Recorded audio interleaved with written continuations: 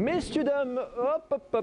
Aujourd'hui, vidéo sur le gaz. Bienvenue dans les coulisses du loisir. Nous allons tout savoir sur le gaz en camping-car. Si le monde du camping-car vous intéresse, cette vidéo est faite pour vous.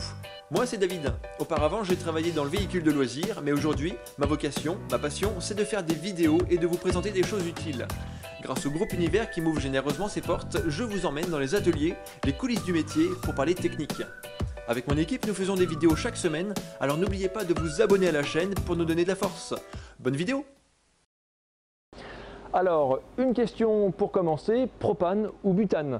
En fait, si le butane est un peu moins cher, bien qu'aujourd'hui les tarifs c'est un petit peu la fête du slip, mais c'est quand même le propane qui est très majoritairement utilisé dans le camping-car. Pourquoi? Alors il y a une principale raison pour laquelle les fabricants préfèrent le propane, c'est sa résistance au gel. Oui, le butane, lui, jusqu'à 4 degrés ça va, mais en dessous ça commence à craindre un peu, alors que le propane, lui, moins 40 degrés, il n'y a pas de problème. Un autre point concernant ces deux gaz, c'est qu'ils n'ont pas la même densité.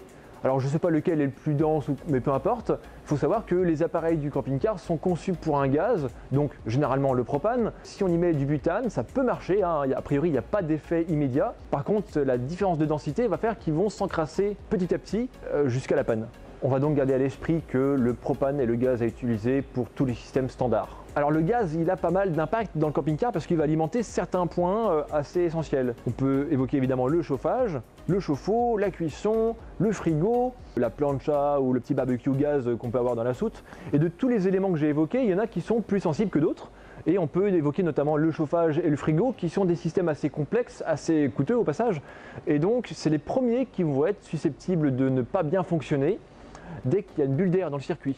Et cette bulle d'air, elle entre quand on déconnecte la bouteille. Quand on change de bouteille, paf, on entre une bulle d'air et automatiquement ça peut poser des soucis. Alors pour éviter ces petits problèmes, c'est pas très compliqué, il suffit de purger l'air qui est dans les tuyaux. Et pour ça, on va simplement ouvrir les plaques de cuisson. On va appeler le gaz jusqu'à qu'il apparaisse régulièrement. Donc la technique, avec un petit briquet et une allumette, on l'allume devant le brûleur et on attend jusqu'à que la flamme arrive et qu'elle tienne de plusieurs secondes, quoi. Ça, c'est des choses qu'il faut faire parce qu'il n'y a pas de raison que ce soit la cause de problème pour les appareils sensibles. Alors, autre sujet encore, c'est le gaz en roulant. En règle générale, il faut rouler avec le gaz fermé pour tous les systèmes basiques. C'est comme ça que ça fonctionne. Après, il existe des systèmes qui vous autorisent le gaz ouvert en roulant, qui vous permet d'avoir du chauffage, par exemple de l'eau chaude disponible même quand on roule. Par contre, il y a ce système qui va couper le gaz en cas d'accident. C'est la seule raison pour laquelle c'est important d'y faire gaffe. Parce que si en cas d'accident, il y a un tuyau qui est coupé dans la cuisine ou que sais-je, s'il y a une fuite de gaz, étincelle, flamme, boum, plus de camping-car. Alors maintenant, une question ultra utile, c'est de savoir quand est-ce qu'on va changer la bouteille de gaz. Quand on a deux bouteilles dans son véhicule, ce qui est quand même le cas pour une bonne partie du parc roulant en France, quand la première bouteille est vide, on s'en rend compte au moment de faire le feu, on bascule sur la bouteille de secours, on sait qu'on doit renouveler la première.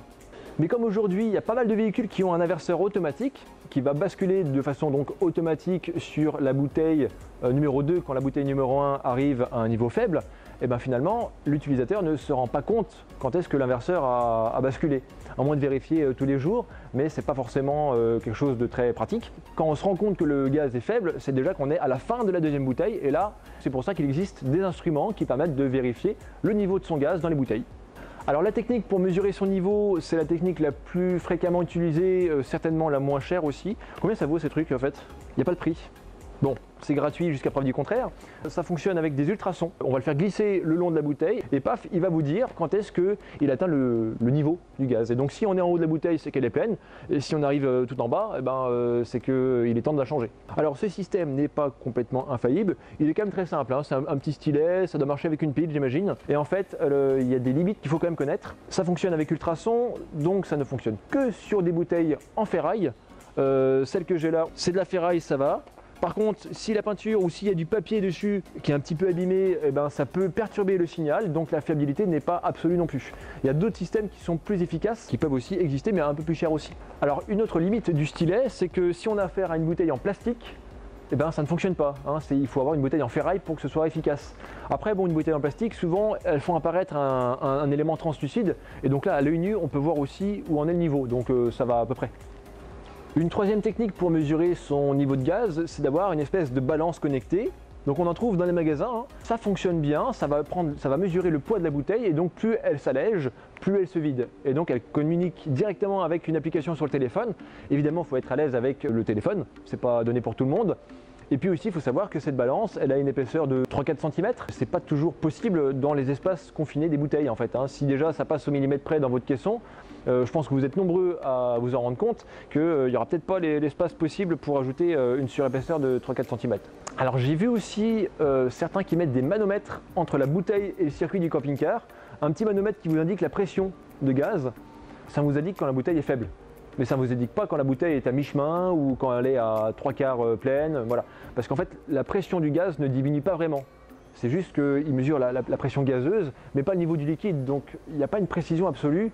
Ce n'est pas un élément qui va vous indiquer le niveau de la bouteille, mais plutôt un élément qui va vous dire quand la bouteille est bientôt vide. Et encore a priori, un dernier système qui existe, c'est un capteur qui se met au cul de la bouteille. Alors je sais que le système Truma est pas mal noté sur internet. En gros, c'est un système à ultrasons, comme on a vu pour le stylet, sauf que là, il est mis dessous la bouteille de façon plus permanente. Il est connecté avec l'application sur le téléphone, donc sans sortir du véhicule, on peut suivre l'évolution de sa consommation de gaz. Le filtre à gaz aussi, assez intéressant parce que c'est un tout petit appareil qui n'est souvent pas de série sur les véhicules sortis d'usine, mais qui s'installe par la suite et ça peut prévenir pas mal de pannes. En fait, dans les bouteilles de gaz, il y a des corps graisseux qui ont tendance à vouloir aller dans les circuits, boucher les gicleurs, créer des pannes, donc c'est pas toujours à long terme très agréable. Quand le filtre est plein, il est saturé, on le remplace tous les 4 remplacements de bouteilles. Alors pour terminer en beauté, on va parler des choses qui ne plaisent pas par rapport au gaz, c'est les fuites. Quand ça arrive, c'est pas rigolo. Alors on s'en rend généralement compte parce qu'il y a une odeur bien caractéristique, hein, qui a pété. Quand il y a une fuite de gaz, évidemment, soit ça peut venir de la connexion à la bouteille, mais ça peut aussi arriver dans d'autres appareils du véhicule. C'est pour ça qu'on trouve dans les cuisines souvent derrière un tiroir les fameux petits robinets qui permettent d'isoler le produit qui est incriminé par la fuite de gaz. Quand la fuite de gaz arrive de nuit, là par contre, on dort, on n'est pas là à renifler toutes les odeurs du véhicule. Donc là c'est un peu plus compliqué, c'est pour ça qu'on préconise l'installation d'une alarme gaz qui va permettre de vous réveiller avant que vous soyez dans une situation un petit peu dangereuse. Le GPL par contre, je n'en ai pas parlé dans cette vidéo parce qu'on en fera une vidéo dédiée, il y a tellement de choses à dire là-dessus, hein, donc patientez, ça va arriver dans les semaines à venir, hein. Abonnez-vous. Et voilà, on a fait le tour de ce qu'il fallait savoir sur le gaz, enfin je crois a priori. Si vous avez des remarques ou des idées complémentaires, n'hésitez pas à nous faire savoir dans les commentaires de cette vidéo pour qu'on puisse corriger nos futurs contenus et puis les améliorer tant qu'à faire. Abonnez-vous à la chaîne pour ne pas rater nos prochaines vidéos qui sortent souvent, hein. Toutes les semaines il y aura des vidéos techniques, des vidéos de véhicules, on va essayer de trouver des choses intéressantes. Et quant à moi, je vous dis prenez soin de vos montures et profitez du paysage. A très vite.